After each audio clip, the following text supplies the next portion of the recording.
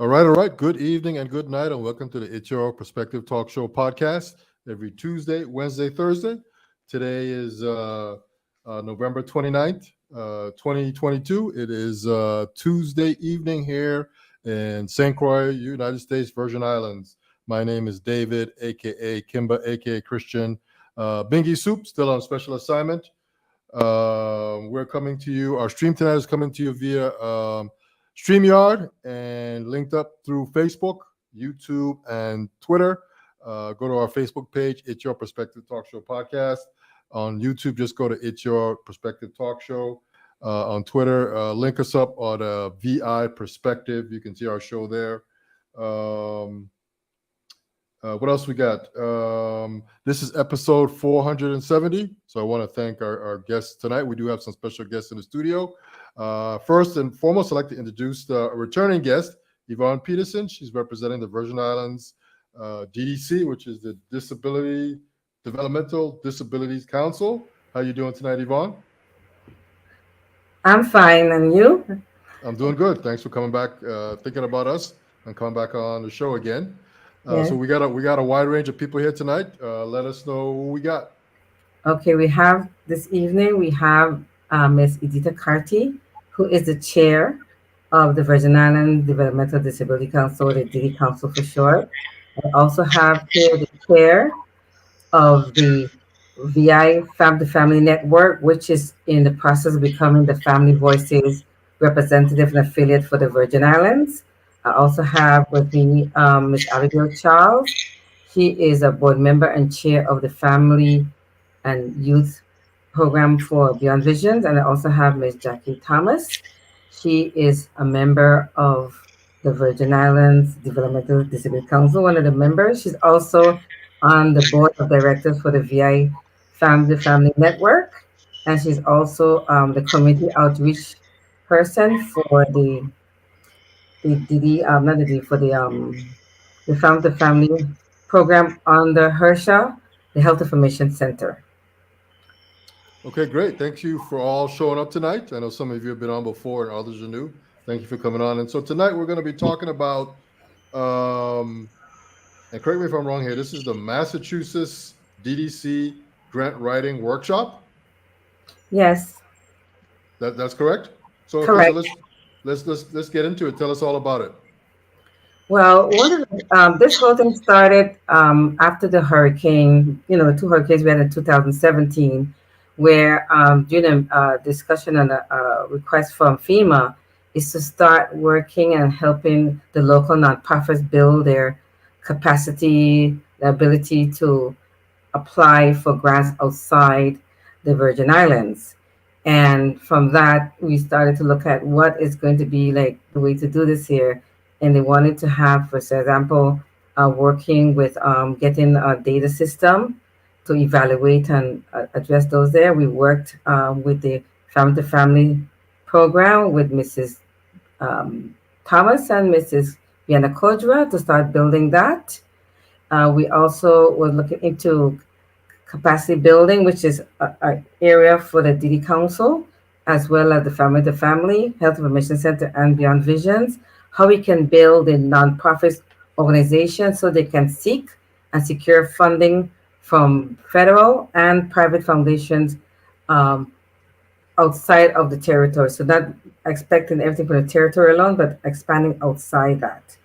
And based on that, the DD Council has 3 areas: advocacy, capacity building, and system change. And beginning this nonprofit coalition, which is comprised of is more than just the 3 organizations here, but this is the core organization because they're the organizations that work with our most vulnerable population, the developmental disabilities population, the children and family of those with special health care need, which also include disability, and with Beyond Visions Foundation, who has been for the past 20 years been working in this area. In fact, we just recently opened a family center in the community of Harvey, which has over 199 families.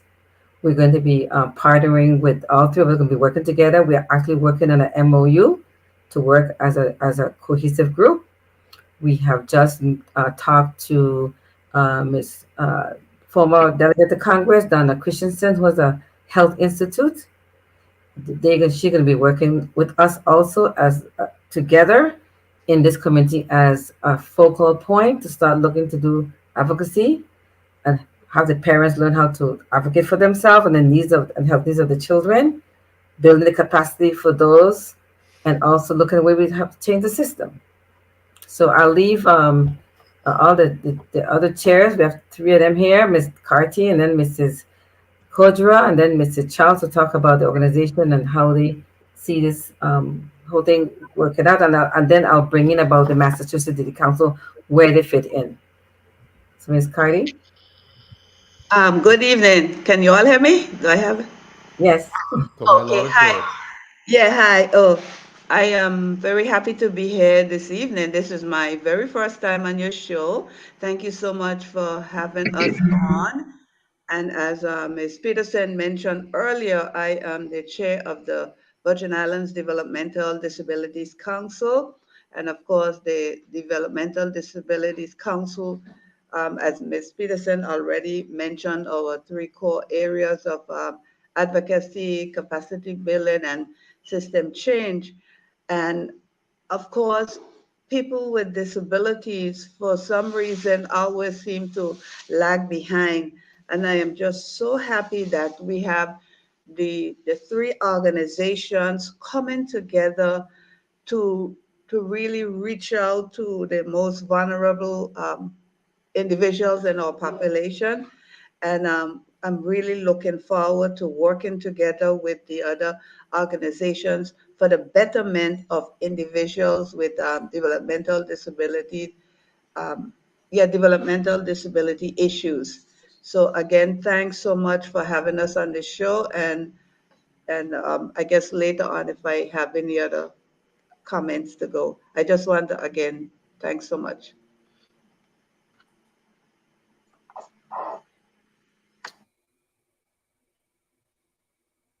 Vienna, are you next?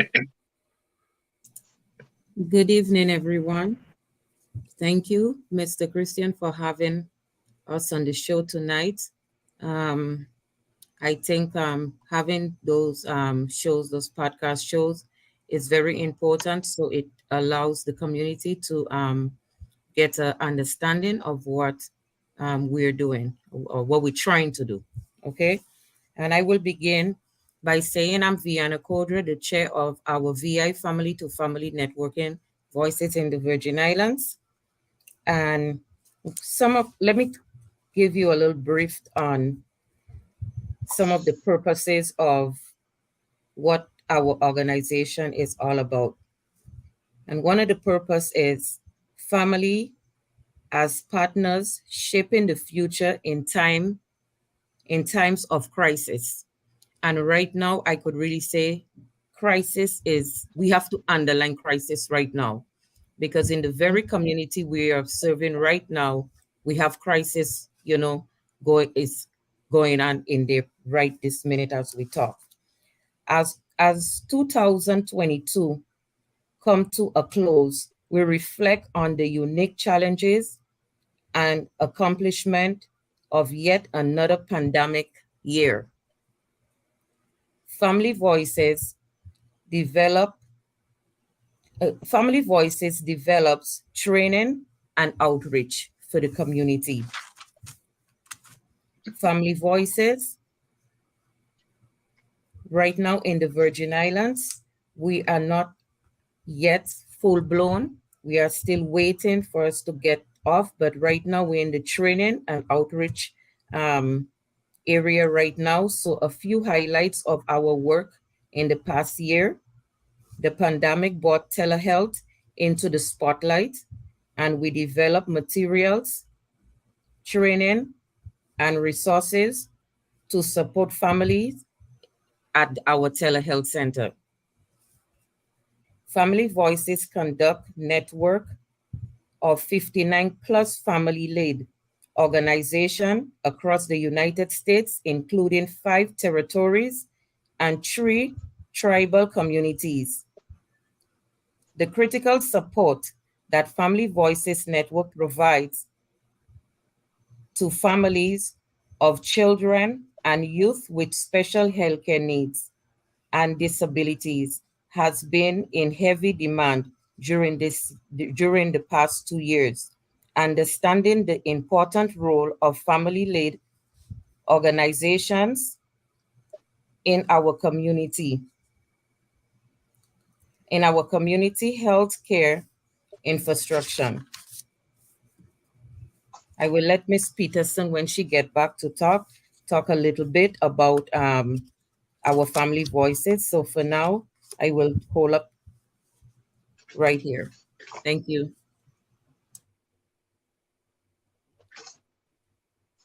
And who's next? Ms. Charles? Good evening, everyone. Thank you again for this opportunity being on your podcast show, because we know the information we're giving here tonight is very relevant to what we're dealing with today. A little bit about Beyond Visions Foundation. I'm just going to talk a little bit about our mission. We are a mission-driven organization, and we work with other nonprofit organizations within our community and beyond. And also we talk about, our goal basically is to help other nonprofit, or what we call not-for-profit, be sustainable and have governed mission-driven board. We basically teach them the literacy and the language of making their foundation, nonprofit foundation, more sustainable in meeting the community's needs. We also talk about financial literacy, where we want families to reduce their dependency on government subsidies and be self-sufficient, independent to govern their destiny. And we work with from early ages all the way up into adulthood. We have positive youth and family program where we support young people, preteens and teens, working through supporting two-parent families, youth to increase their academic success so they can be empowered to pursue their goals and be independent and self-sufficient. Also, environmental education, advocacy, and stewardship. We our board basically work with different organizations to protect and conserve the Earth's limited resources through education, outreach. We work in partnership with the other organization to make this possible. As we continue this program tonight, Ms. Peterson will also elaborate a little bit more about Beyond Visions Foundation, being that she has also worked with us in the past. Thank you. Thank you, Ms. Thomas. Yes, good evening. My name is Jacqueline Thomas. I'm at the St. Thomas branch of the F2F Network, Family Voices, and I do the community outreach. And I also want to say that I work very closely with Mrs. Kuja and Ms. Peterson, and I'm glad to be here with Ms. Charles and Ms. Carty. Of all the things that I do, I think for me, the most closest thing and most important thing to me is the parent advocacy, and to help parents that are going through, whether it be bad diagnosis or just concerns about their children and their development in school or the transition period, and just be able to give them hope and to give them direction through experience and knowledge that I've gained through my own experience with special needs children. And that is a part of the big picture for me, is to bring hope to parents and to support them and hear their grievances and hear their successes, because that is very important, to hear the success stories when it's all over. We have a child that graduated from school, a child that you had to struggle through from kindergarten to see that child graduate.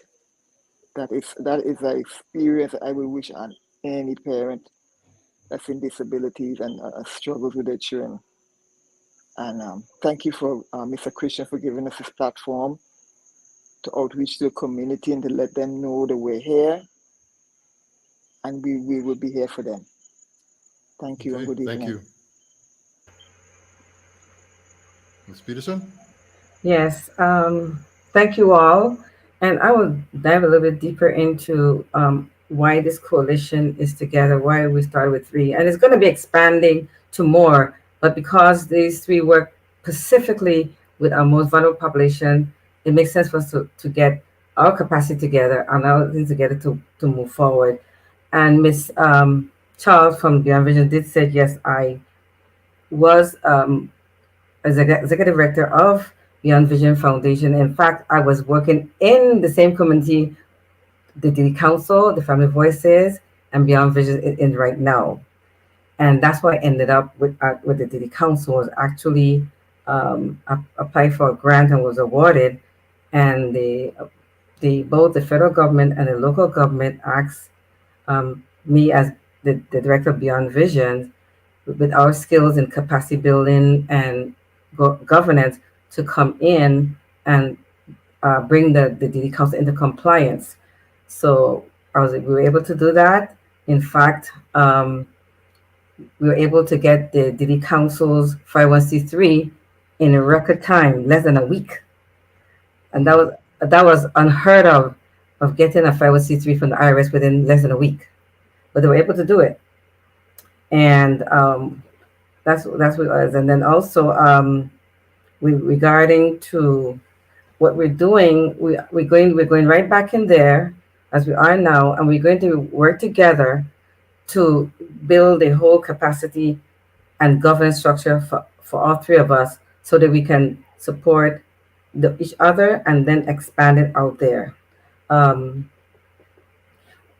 why we're doing this here is because we're finding that the organizations here, and I've been doing grant writing workshops and capacity building for many years, and found that our organizations need more of a helping hand. Um, and I think because of how we work together, we all support the same people in the same areas.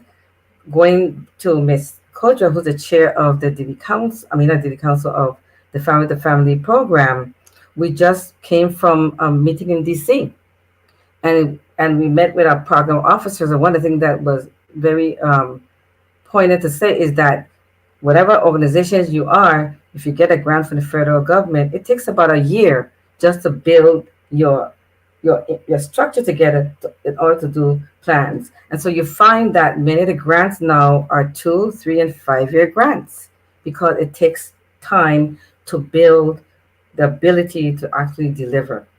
And we are looking at different things that we're doing too uh, in that area. For as Ms. Kodra says, we are looking into newborn screening. We just did a training on newborn screening, and it's important to ensure that our children, as they're born, get the screening need to make sure that if they have any difficulty we can address it right away. In January, the end of January, we have a NIMAC, which is the New York area for genetics, um, uh, diseases such as sickle cell and things like that. They're coming down here to the Virgin Islands, and they will be working with both the Family to Family Network and with Beyond Visions to do a retreat to help parents to understand, the needs of the children and how to advocate for them, as Ms. Thomas is her main concern. I just talked with UVI today. I talked with the Disability Rights Center, which is the advocacy and protection arm of the DD Council. So again, we bring in all our partners so we can be more cohesive in that.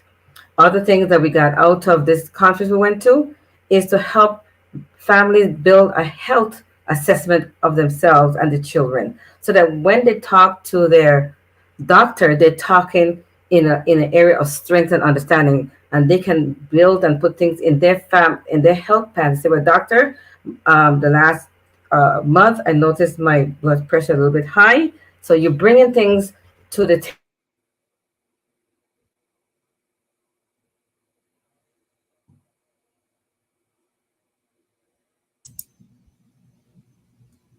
Your mic is on mute, Yvonne. Or it just went off? It been off all this time? Okay. No, it just went off. But go ahead. Okay, I don't know what happened. Maybe I touched something. Yes. And so what we're doing now is when you come, we're looking at Massachusetts DD Council, where do they fit in? DD councils used to use a program called the DD Suite to do their 5-year state plans. And what's a state plan? Is a plan that has in all the components that you need. You have your logic models, which is a difficult thing. People have a lot of struggle developing a logic model. You do your proposal, you do your implementation, you do your work plan. And so because it has all these components, it allows you to be able to track your grant and your implementation, not for just for 1 year, but for 3 to 5 years. And if you find grants now, we find that the federal government, the grants are not just 1 year grants, the 2, 3 to 5 year grants. The DD, not the DD Council, yes, the DD Council had the 5-year grant that started the Family Health Information Center. Now, we've expanded out where Beyond Visions, who had the Family Resource Center in Harvey, are pooling with the DD Council and with the Family Health Information Center in order to us to all work together. And then what we want to do after that is to bring in other organizations. So let's say, for example, we're talking to the Massachusetts City Council. They're gonna come there and show how to do a 3 to 5 year plan. And the goal is, let's say we do a 5 year, we do a grant that includes having our youths with disabilities, our youth with special healthcare needs, do environmental stewardship, environmental things like that. That grant will then be built in a way that we can not only do it with our organization, but we can bring in other organizations that can benefit from the ability to get a sub award. And a sub award means that you look at a whole grant and you sub grant some of the money so other organizations to do it. Let's say, for example, we got EPA grant and we want to do beach cleanups or snorkel clinics. Then those grants will be sub-granted to other organizations to pay their staff and to make sure that when they do the program, they give snacks. We make sure that our population, children with disabilities, children with special healthcare needs, are part of that group in an integrated setting. So that's why we don't have to do everything. We expand the ability for our population to be served by engaging them and in having them included in other organizations. And so that's why we're doing this, the DD Suite grant, is because we want to look at how we can help other organizations build the capacity so they can be able to benefit from the resources and the skills that these 3 organizations have. Any questions, David? No, it's all making sense. It's all making sense. Yes. So I know you were on before in our previous show talking about more specifically the family to family initiative. Yes. This is the same thing. Yes, this is This is just an right. extenuation of what we talked about before. Right, and but now they're building. As Ms. Koja said, they started off, trying to get the feet wet, but now they're getting to the point where they can actually begin doing things that can make a system change different, like newborn screening. We just did a focus group with a company with Family Voices from Puerto Rico, and with Expectant Health, who did a 5-year grant to look at the issues of newborn screening. I think maybe Ms. Kodra, you want to talk a little bit more about that? All the training we went through and the testing we had to go through? Yes. So we did. We actually did a course. We did a course on newborn screening, and there were more than one course, but we focused on newborn screening. And after we completed that course, we got a certificate on completion. And then we had a training on a focus group where we had everybody who took part in the training actually been in the focus group and gave the input on what they think about the newborn screening. They asked questions. There was a medical person to answer the questions that were asked. We had a professional person from the Department of Health, asking questions, saying what she's have experienced in the Virgin Islands. Some parents talk about what they know and what, they thought used to happen. And, it's good to know what newborn screening means, especially our young people. We have a lot of young single moms are having babies. And before they have their baby, those things are important for them to know, what is a newborn screening, what it's all about, what are the results. If you get give your contact number, a number where the doctor, the nurse could get to you if they find anything wrong, because it takes like about 2 weeks to get back the full results. And so they could contact the parent and let them know, what's going on and what they should do. That's very important, because sometimes if we deal with the situation as early as possible, there is a lot we could do to prevent certain things from happening. So that training was very, very good. Yes. Yvonne, I what would like, you mentioned Harvey. Mm. How does that place there tie into what you're doing? I remember you've been going over there for quite some time now, dealing with prior to the hurricane. Right. When I was at Beyond Vision, we were there for about 10 years. And we did a lot of programs to build the families in that community. For example, we back then we hired a community developer from DC, which was recommended by the Department of Interior at that time, Mr. Basil Atley.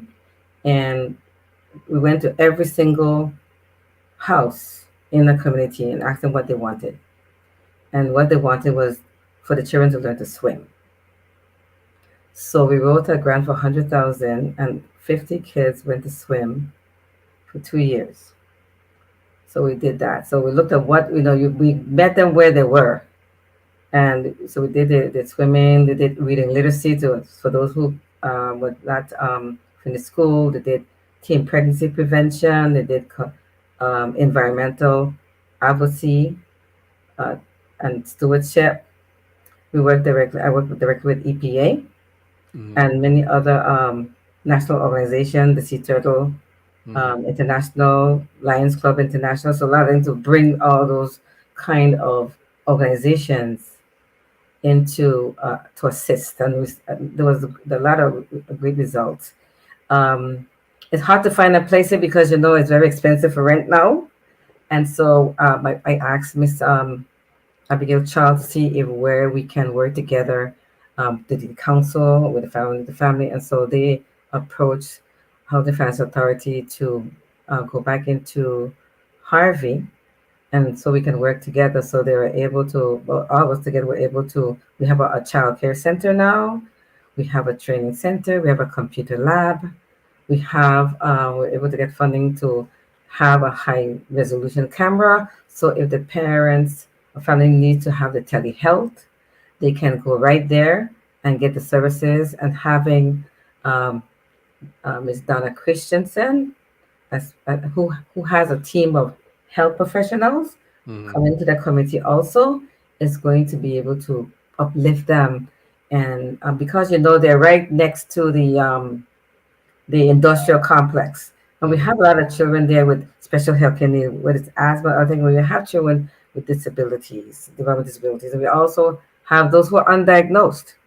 So we feel that it was successful before, and I think it'll be that again. In fact, we just had hired someone for the community. And what was interested is that I didn't really remember her, but she said she was part of Beyond Vision program, Teen Pregnancy program, when she was 12 years old, and now she's 20 something. So she was part of the program 10 years before. And she actually was involved with some engagement that we had with our federal partners. And they were very excited to know that here you have a youth who's been in the program is almost is full circle. So she's working with the council. She's learning to develop uh, applications for we all share, because one of the things we want to do with this whole coalition is to build not only the pathway but infrastructure, and we're going cloud. So we learn how to do everything in the cloud, get our system together, and we have our website. If you can go to VI f2fnetwork.org, you will see our parent navigators like Miss Vienna Kodra, Miss Benjamin, others who you can get in touch with to find out what you need to do for your children. We have a notice about the newborn screening, which we're going to be expanding. And so we have those things that we're working together on. We're also going to be helping other nonprofits after we get ourselves in the capacity that we want to be. And we're going to be expanding because we want to make sure that those who serve our population have the skills, and not only the skills, but they have the instruments that they use, whether it's how to do standards of excellence. Right now with the federal government, I mean, the amount of I say all the time, and it's true, that nonprofits are regulated more than private businesses. And so you need to have conflict of interest policies, you need to have disclosure policies, you need to have all these different whistleblower policies. You have an umpteen amount of policies to have in place. And so what we're doing is just today we were developing systems we can make them fillable, like using Adobe. So once we build this structure, a lot of the nonprofits can just replicate them. They don't have to start from scratch. And so by having the DD Council, Beyond Vision, and the Family Network as a core, that will then expand. We are right now working on the Family to Family Network to get the 501c3. So we're working on that right now. So once they get that, they'll apply directly to the Family Voices National, and there'll be the local affiliate for this wide Family Voices group that is so out all the states and territories. What's interesting is that the Family Voice has been around for 20 years, and only recently the territories were able to participate in that. And the DD Council had the first grant for the Family to Family program, and now we're expanding. And once we get to that point, we're going to be able to be equal partners, and we're going to be working closely with our Family Voices affiliate. And they're run by families with children with special healthcare needs. And so we'll be, rubbing shoulders, and we'll be at the level where we can expand and expand where we have more families involved. In fact, in the end of January, we have a lady called Bakata Global. They do this kind of work all over the country. In fact, I was talking to her. Unfortunately, she was in Colombia, and so we had a lot of internet phone problem. But she's coming to the Virgin Islands, and she's coming especially to work with the parents so they can increase their ability to tell their stories. So again, going back and Jackie's most precious area is how we can help our parents tell the stories effectively and to the point. I know Miss Kodra, I think Miss Thomas, I think both of you participated in the Toastmasters, correct? Yes. Yes. And so, yes. And so that's, if we have families who are interested in coming on board, we welcome them, and we do provide technical assistance. We do provide support so they can learn to tell their stories. They can learn to advocate for themselves and the children, whether it's to government agency, or to a private sector, to the doctor, wherever. That's what the family voices is there for, to have the voices heard by our population that we serve. Okay. Um, Ms. Thomas, can you give us some examples of success with the families?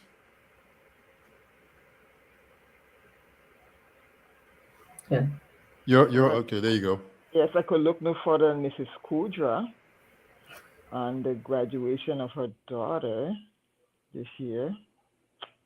Yes, I'm happy about that. Proud, proud. Even if she's not my daughter, but she kind of is, you know. Yes. Mm, And graduation after my daughter also. And my son, he is in transition right now, in the transitional phase. He works in my brother's workshop. He graduated from that program. So those are the big milestones. I know you got a lot of parents out there to could add to this. Whether if your child recognizes your face, depends on what the disability is. That is major. Just hmm something what we take for granted is something big to parents Big for them, that yeah. see. Yeah, man. Uh, Ms. Kujo, you want to elaborate a little bit on that? Yes. Well, She loves your daughter. I think she said. yes. Well, some of the areas where we shine, being parent advocate, is a very important. A lot of our parents, a lot of our families who have kids with disabilities, they do not know their rights. And sometimes is, we just sometimes say, oh, they give them a book, which is from the Department of Education, special education. When you have a child that has an IEP, to every IEP meeting, they give the parents a handbook mhm, of the rights. However, that does not mean the parents, even if they go home and they read it, that they understand the rights of the kids or what they could do. Hmm We do have parents that need help, and they need help to understand the writing in that book, and they too need to know that there are people that's out there that very knowledgeable that could help them. We have I work for the Department of Education, but that's not my field. I'm in the business office. However, because of Yvonne Peterson inviting me to a training when my daughter was started high school, I get to learn so much things I wish I knew mhm, from the time she was in Head Start that I did not know. However, because of the training and the programs and the knowledge that I got, I end up pushing myself, getting every little detail that I that could have possibly helped me with my daughter. The handbook, I knew the handbook like the back of my hand because I made it my business to to understand the words that's in there. But I'm going to tell you something: entering an IEP meeting, it's nothing easy for a parent who does not know what to expect, that's because true. even me going into an IEP meeting, sometimes I have so many questions and have the meeting done and I didn't ask any of the questions like what is the IEP. A lot of parents does not know that, and that's where we come in. We as parent advocate, we we do that. So if any parents out there who's seeking help for the kids when they attended the IEP, how to prepare themselves for IEP meeting, they could contact us. We have a website. They could go on the website. They could find try to get in touch with any one of us. And that's what we do. Some of our goals that we're trying to get to right now is um, communication strategies, engaging youth voices, family and telehealth, family engagement at all level, organizational development. That's some of our goals. And Mhm, with a strong person like Yvonne Peterson, and Miss Edita Carty.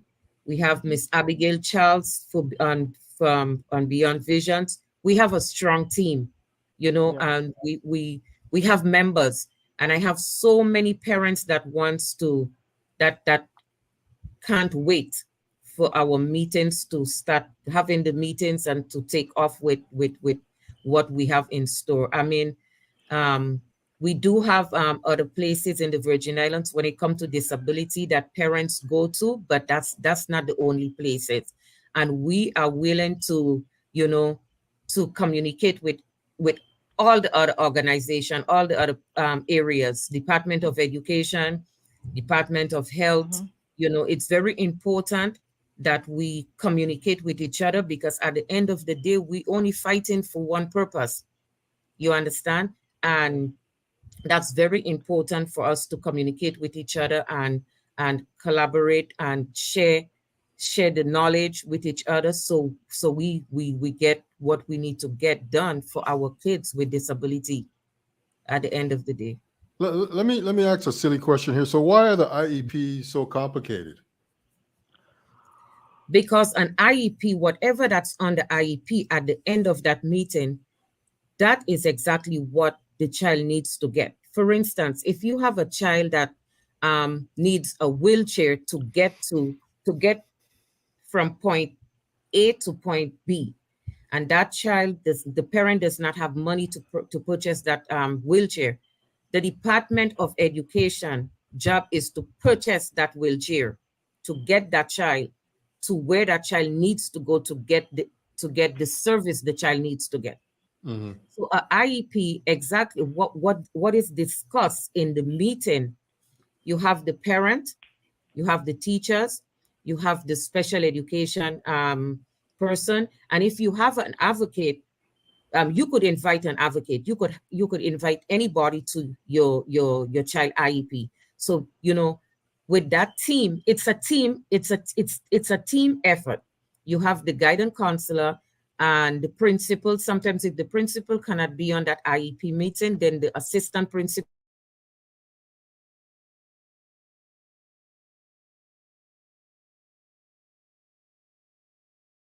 discuss something going on with the. Okay, you could hear me? Yeah. Yes. Yeah, you Yeah. discuss the service that the child need, and the Department of the Special Ed for Department of Education, they are there. They write down everything. They let you know what all the needs of the child, and after the IEP meeting, they give you the results, right, of the IEP, where by percentage where the child is at in their life. With my daughter, it always been like, when she was 5, she still acts like a 3-year-old. Her development is like a 3-year-old, but she's 5. You understand? So as she gets older, she's not really there where she's supposed to be. She's like 2-3 years back. Mm-hmm. So now Nivea is 19. I really appreciate her doctor. He did tell me when she becomes that age, between 19 to the age of 21, he said everything is going to just come at her one time. She's going to get everything you think she did not get. She's going to get it. And I'm getting it right now. And she had a speech delay. My daughter did not speak until she was about 7-8 years old. I could not understand anything she was saying. And if you hear my daughter speak right now, you will not believe that child had a, a, a, a speech disability, a speech problem. You would not believe that, because they have times that I pick her up from school and she talk from the time she get in the car until sometimes I want to tell her to, but I cannot say that because I prayed so many years for my daughter to speak. So when she talk, I just have to listen, and not just listen. Nivea is not the type that just talk and you think you're gonna tell her you're listening. She wants eye contact. She wants me to stop what I'm doing and look at her. And she was taught like that too from a little. Her service, when her therapist speaks to her, they made eye contact. She had to make eye contact with them. So when she's talking to me, she wants me to do the same thing. Stop whatever I'm doing and focus on her. And so Well, that'll be a little hard to do if you're driving and she's in the back yes, seat. and she just talking. And she want me to engage in the conversation with her, so she knows I'm listening. So Yeah. IEP is very important that when you're in that meeting, you know your child's situation, you know what you want for your child, you know the type of service you're looking for. It's important that you say what your child needs.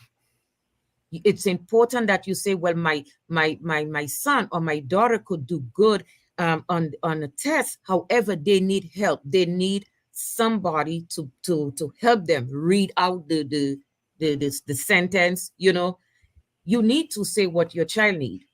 You need to let them know, this is what my daughter need. My daughter is great at doing such and such, and I think she needs that. And it's going to be done.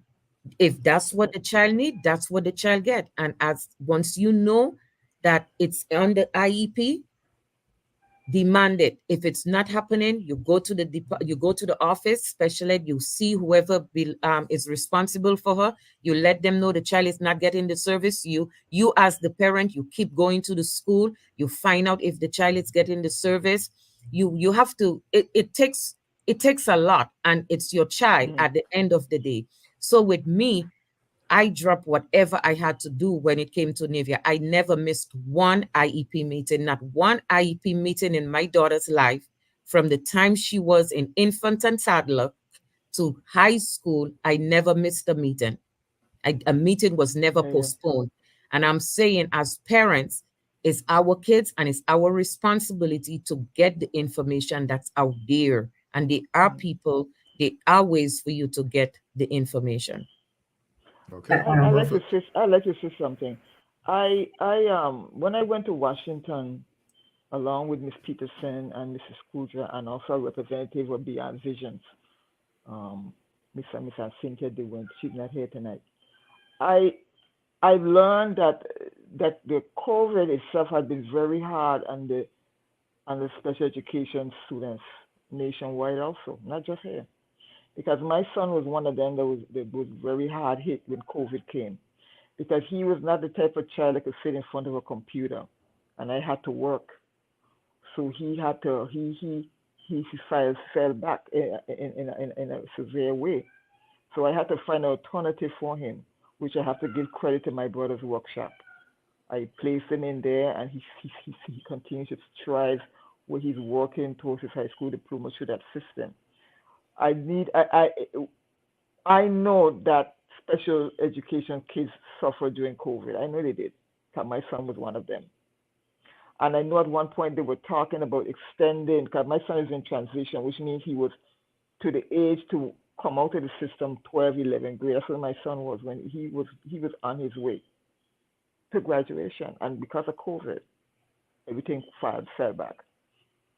But I think the Miss Peterson probably will give you some more information on that if it's out there still. I know they said it was extending the age for transition with special education. I don't know if that ever went through. I know there has been some discussion, and I was going to be in a meeting hopefully soon with Family Voices. And today I did have a meeting, a telephone meeting with Disability Rights Center, who is we call the protection and advocacy arm for the DD Council. And in our discussion, we were talking about doing some training for parents so they can know what they can expect and what they can ask for and demand regarding the children. And this just thing going through this here tonight give me a great idea. And I'll have to ask the chair, the board members of Beyond Visions, Family Voices, and the council.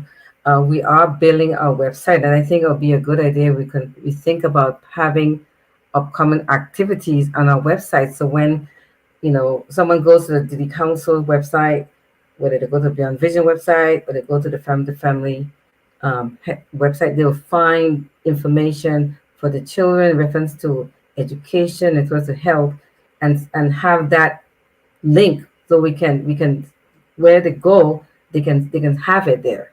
I think that's important, and I like to say the three websites, and they're being rebuilt to bring them up to the new phase. Is for the family to family program is VIF2Fnetwork.org. Okay, F2F For the Diddy Council, we're actually working on redesigning the website, and that's viddc.org. viddc.org. And for Beyond Visions is beyond BEYOND VISIONS.org. And I am talking. I'm not a expert in websites, but I'm trying to see if we get something to make sure that we can be able to link them together, and so that they can get information that they all need. Because we do have unique uh, participants we serve, but we also have the overlapping, of it. Okay. And now is important. One thing I think I wanted to bring up real quick. I know we ran out of the time. Is one area I think we want to work in is public policies, because public policies are important because we want to make sure that any organization that works with us have public policies to make sure that those policies engage and further the needs of the population we serve. I was asking someone the other day, they were doing a program, says, are you serving children with disabilities and those with special health care needs and those in single family headed households? That wasn't answered in the unexpected way. So we need to make sure we look out for our population and have it be our priority first in what we do. Okay. So is the overall help or assistance of children with disabilities is it getting better, or are you guys running into any kind of hurdles to get to the next level? I think the key, as Ms. Koja say, is really we get into the parents. Because the parents are the first line of assistance and advocacy for the children. And like today, we did talk. Like I said, we did talk to Disability Rights Center. I talked to UVI, and we also talked with the NIMAC and the Trainer for Family Voices, who will be down here the end of January. In fact, she's coming a day early just to work with us with the parents. So yes, we, as Ms. Koja says, she learned a lot from IEP meetings, and that's what she from that gave her the knowledge and what she needed to do to help her own child. And so that's why we need to really help the parents, support the parents, because they're the first line of support. So yes, I would say yes, because we are pushing to help the parents. I think that's the key area we want to do. Okay. Okay. Any, Anybody else want to add a couple comments?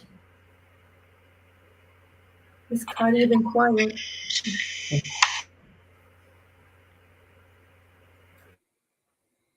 Ms. Carter, you're muted. Yes. um, one of the things I want to see happen is for our parents to have a voice. A lot of our parents who have kids that have disabilities, they intend to stay quiet. And when I say quiet, I mean, we have some, I mean, having a child with a disability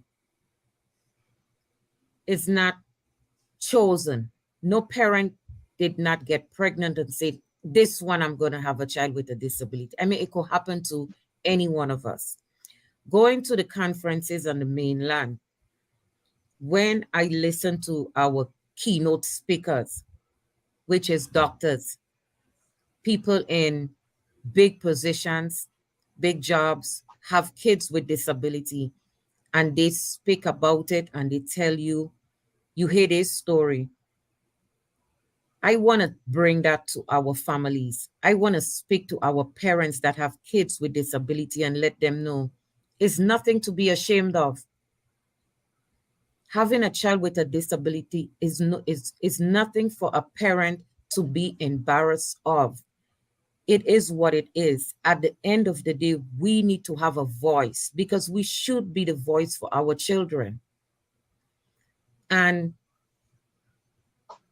just by saying that, it gives me, I get this feeling when I speak about that because my daughter is my last child. I'm a mother of 5, and she's my last child. And having to have a child that have a disability, because all disability does not show on the face. You understand? I mean, so many people could say, I think I had a disability. Like I have a friend, he keep on saying, I think I've been ADD. I think I had a situation my mother didn't catch. You know, this all disability does not show on the face. It's not everybody that you see that look a certain way that okay, they have a disability, but we have many other kids and people walking around that has a disability. There's nothing to be ashamed of. And some parents, they just don't take part. They don't come to the meetings, no matter what you do, what you say. Some of them, they even in denial. If the teacher call and tell them, I think that your child, we need to get an evaluation, they don't go. Like they are afraid of getting the kids evaluated. And I would think that would be the best thing to do is to get your child, he or her, evaluated so you know where they are. You know what you're dealing with. And you could get the help that the child need. And there are help out there. We have infant and toddler. It begins from an infant to a toddler. Then the child move on to Head Start, right, Miss Abigail? They move on to Yes, I do. they move on to Head Start. They get the service.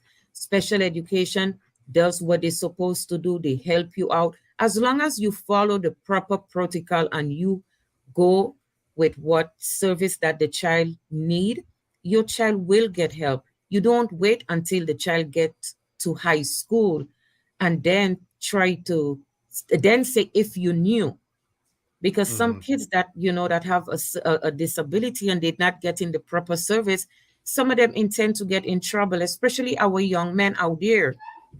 I went to a conference where one of our person guest speaker, well, one of our speaker was talking about this young man she knew for many years. He had a disability, but he got himself into some trouble and he's serving life in prison. He's serving life in prison. And that is a young man that has a disability. And so our parents out there who's listening and who could pass on the message, let the parents know it's nothing to be ashamed of. It's better to get help for your child than they get older and get lost in the system. Because once that child does not have no document, no paper saying that that child has this or that, and they get themselves in trouble, they go to prison. It's nothing you could do at that point. You understand what I'm saying? So my goal is to speak to our parents out there and let them know their voice matter. And no matter what, when we hold one head, we have the power that a lot of people would not believe the type of power we have and what we could have, what we could make done, what we need, get it done in these Virgin Islands. And it's about time. Right. Like Miss Peterson said, it's many years Family Voice has been around. However, just because of that and territory that was not added in there, we just became part of it. Let us make the most of it. Let's make the most of it. Okay, thank you. Thank you. Right, ladies, it's 9:02. Just let each of you just sort of add some closing statements here. I guess Miss Abigail, you can go first. I'm very thankful for this opportunity to be a part of this program and to be able to share with the other nonprofit organization what we are planning to do and have been doing over the years in our community. We are all forging towards the same purpose and the same goal, and I look forward to working with each and every one of you. Thank you. All right. Ms. Ms. Carney? Karki?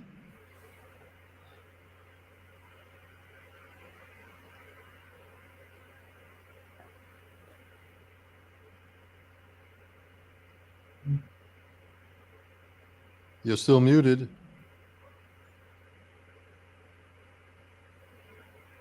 You're still muted. You're still muted.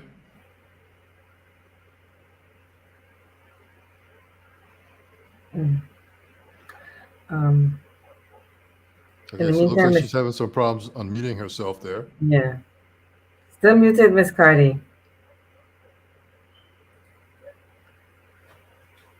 Okay, go ahead. Okay, Miss Thomas. Yes, Mr. Christian, thank you very much for this opportunity to address the public. It's one thing I want to add, the newborn screening for people that may not be familiar with that. That is when the nurse comes in after a baby's born and they just prick the heel and they take like a blood smear and then they detect the child's hearing in case people that may not understand what that's about. And like I said, I am always happy to be able to address the public and to let them know that we're here and we are them. I mean, we are parents, so we are not. I mean, the professionals have their place, but we are parents, and have gone through and are going through what they are going through currently. I just want them to know that. I just want the public to know that. Thank you for the opportunity. You're welcome. Ms. Carty, you figured out that mute situation yet?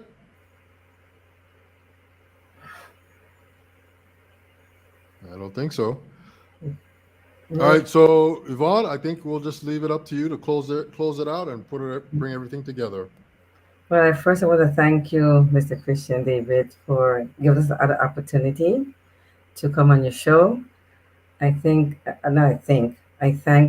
all the chairs, Miss Kodra, Miss Carty, Miss Charles, and the support staff, Miss Thomas, holding down the St. Thomas office. We are going to be, as Ms. Kodra says, we're going to be a force. We're going to work together, and it's just going to be us. We're just the beginning nucleus, but it's going to spread, and we want to make sure that other organizations join us in making sure that our population are equal to those in every facet of the VI life. Again, it's the Virgin Islands Developmental Disability Council. It's the family network, where will be the Family Voices affiliate for the U.S. Virgin Islands, and also Beyond Vision Foundation. And we all work together, and we're going to be the model of nonprofit coalition in the territory. Thank you all, and thank you, listening audience. I think Ms. Carty has got her technical support there with her. Yeah. Is it Edita? No, you're still off. You're still muted. Okay, she's what? Okay. Right? I guess she's just waving to say goodbye. Yeah, right. All right. Well, I want to thank all of you ladies for coming on tonight. This is a very serious problem, a situation, and you guys are just trying to make a way for children with disabilities, because they have a right to. Yes. To learn and to be educated and to become, citizens of the community. And, I applaud you guys in the effort that it takes. It sounds like it could be a sort of a struggle at times, I guess, with some of the red tape. But, you guys seem like you guys are just sort of pushing your way through to make it better here in the Virgin Islands for children with disabilities. So I want to thank all of you for just working hard and continue to work hard. So on that note, yes. I'll leave it there. I just want to say that this is the It's Your Perspective talk show every Tuesday, Wednesday, Thursday, 8 p.m. AST, coming to you on Facebook, YouTube, and Twitter. We got more shows lined up, so we'll see you guys soon. Everybody be safe and have a great evening. Thank you so much for coming on tonight. Good night. You're welcome. Good night. Good night. Good night, everybody. Good night. Good night.